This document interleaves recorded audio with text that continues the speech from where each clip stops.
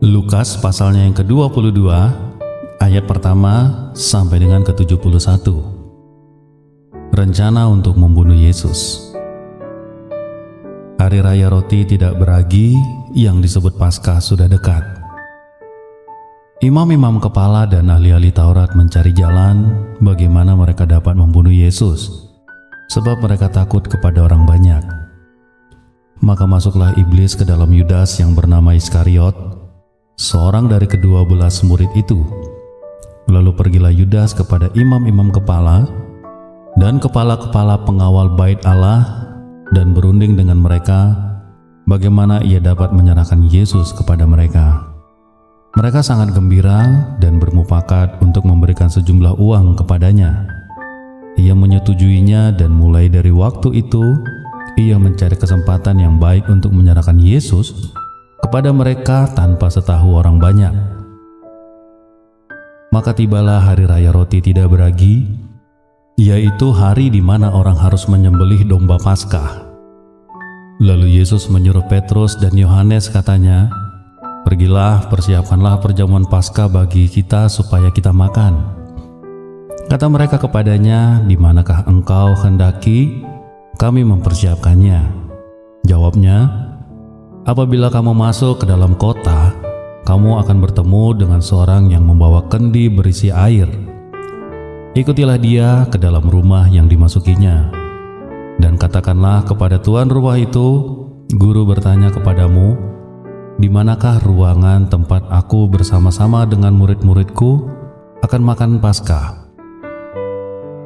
Lalu orang itu akan menunjukkan kepadamu sebuah ruangan atas yang besar yang sudah lengkap. Disitulah kamu harus mempersiapkannya." Maka berangkatlah mereka dan mereka mendapati semua seperti yang dikatakan Yesus kepada mereka. Lalu mereka mempersiapkan Paskah. Ketika tiba saatnya, Yesus duduk makan bersama-sama dengan rasul-rasulnya. Katanya kepada mereka, "Aku sangat rindu makan Paskah ini bersama-sama dengan kamu sebelum aku menderita. Sebab aku berkata kepadamu, aku tidak akan memakannya lagi sampai ia beroleh kegenapannya dalam kerajaan Allah." Kemudian ia mengambil sebuah cawan, mengucap syukur lalu berkata, "Ambillah ini dan bagikanlah di antara kamu. Sebab aku berkata kepada kamu, mulai dari sekarang ini aku tidak akan minum lagi hasil pokok anggur ini sampai kerajaan Allah telah datang."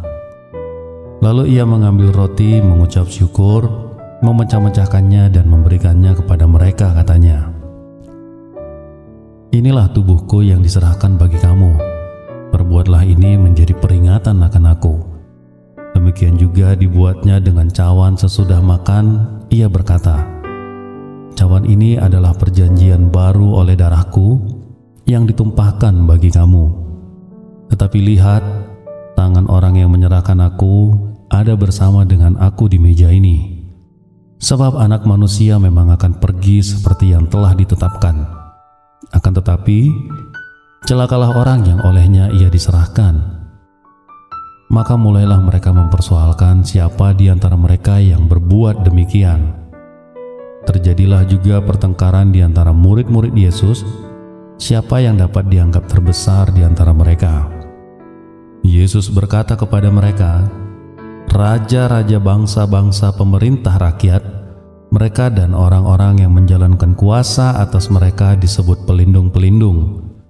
Tetapi kamu tidaklah demikian, melainkan yang terbesar di antara kamu hendaklah menjadi sebagai yang paling muda dan memimpin sebagai pelayan. Sebab siapakah yang lebih besar, yang duduk makan atau yang melayani? Bukankah dia yang duduk makan?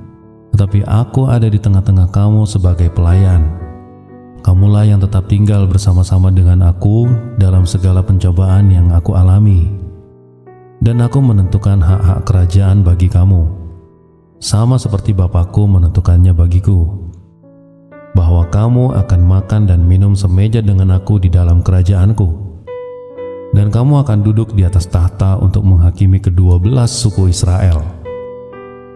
Simon, Simon, lihat, iblis telah menuntut untuk menampi kamu seperti gandum. tetapi aku telah berdoa untuk engkau, supaya imanmu jangan gugur. Jangan engkau, jikalau engkau sudah insaf, kuatkanlah saudara-saudaramu. Jawab Petrus, Tuhan, aku bersedia masuk penjara dan mati bersama-sama dengan engkau. Tetapi Yesus berkata, aku berkata kepadamu, Petrus, hari ini ayam tidak akan berkokok sebelum engkau 3 kali menyangkal bahwa engkau mengenal aku. Lalu ia berkata kepada mereka, ketika aku mengutus kamu dengan tiada membawa pundi-pundi, bekal atau kasut, adakah kamu kekurangan apa-apa? Jawab mereka, suatu pun tidak. Katanya kepada mereka, tetapi sekarang ini, siapa yang mempunyai pundi-pundi, hendaklah ia membawanya.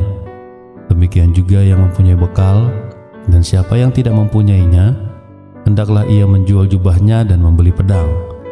Sebab aku berkata kepada kamu, bahwa nas kitab suci ini harus digenapi padaku.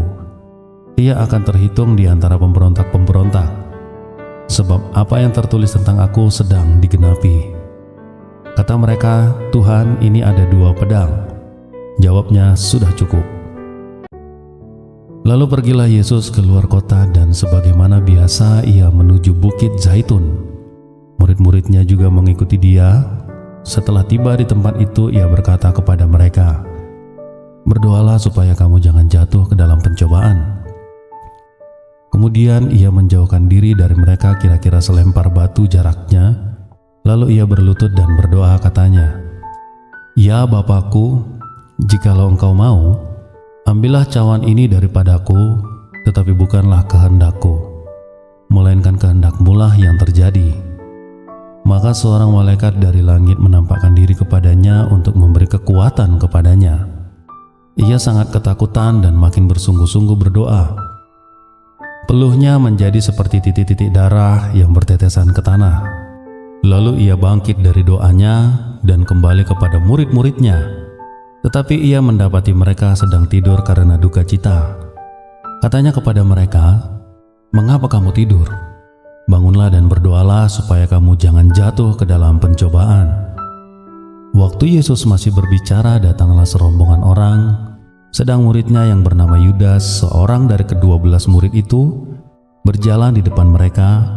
Yudas mendekati Yesus untuk menciumnya. Maka kata Yesus kepadanya, hai Yudas, engkau menyerahkan Anak Manusia dengan ciuman? Ketika mereka yang bersama-sama dengan Yesus melihat apa yang terjadi, berkatalah mereka, Tuhan, mestikah kami menyerang mereka dengan pedang? Dan seorang dari mereka menyerang hamba imam besar sehingga putus telinga kanannya. Tetapi Yesus berkata, sudahlah itu. Lalu ia menjamah telinga orang itu dan menyembuhkannya.